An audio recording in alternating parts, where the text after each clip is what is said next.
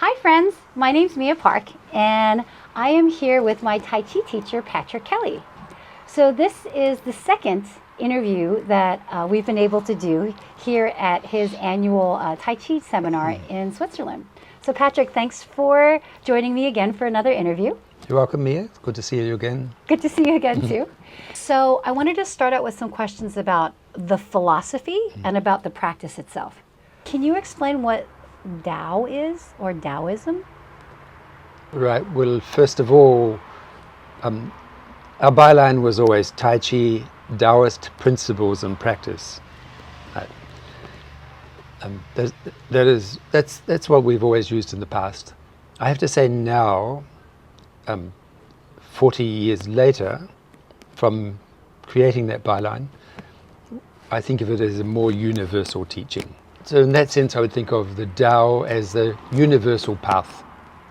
It's a Chinese name for the path, but the path is, of course, universal. It's not a Chinese path. It's a Chinese name.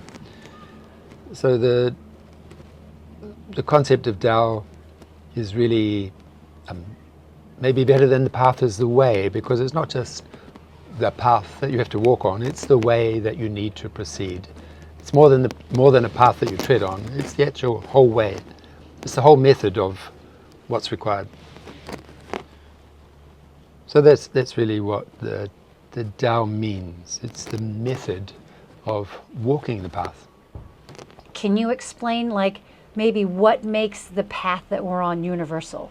Like, why is our Tai Chi practice a universal path as opposed to a different Tai Chi practice? Right. Well, as you know, I had three major teachers, and one was my Chinese teacher, taught the Tai Chi as a Daoist principles and practice.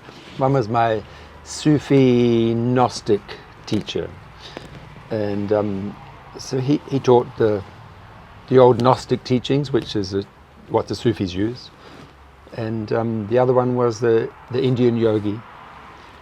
And so originally the Tai Chi I taught as the Tai Chi itself, and so the Daoist principles and practice was perhaps the relevant byline.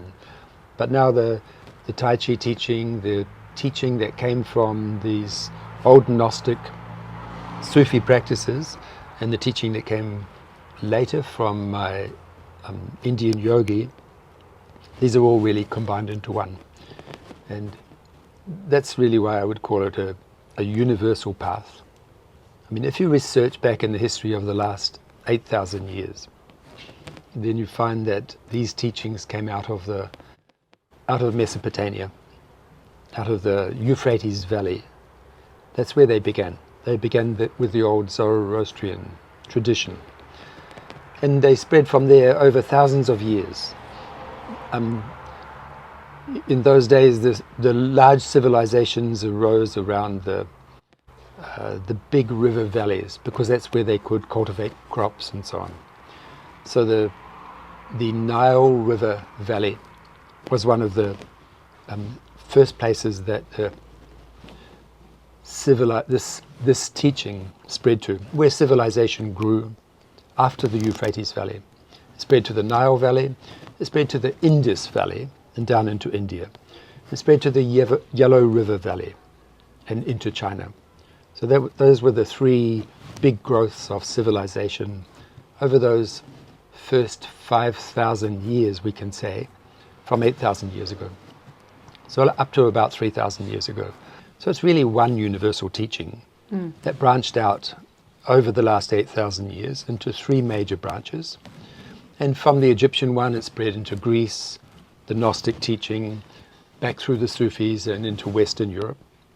The Indian one is clear that it went down into India, the Buddhism, and spread into Southeast Asia.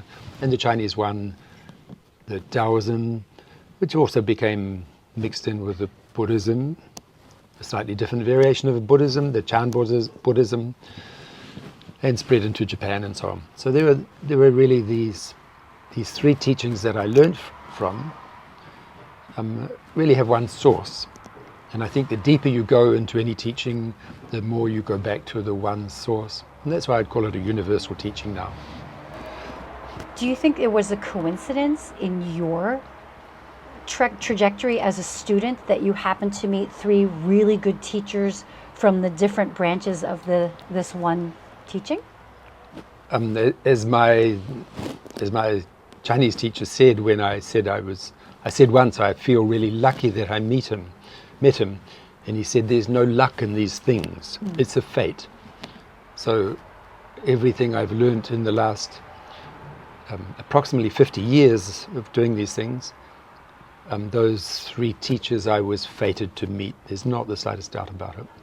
And so I think this is an age where civilization, where people now move freely across the earth and through the TV and every other electronic media, you know what's going on other parts of the earth. It's not like 1,000 years ago where you knew your village, maybe a little bit more. The occasional very adventurous person would travel out for a year or two and come back. But most people knew a very something that was associated with their culture, not much more.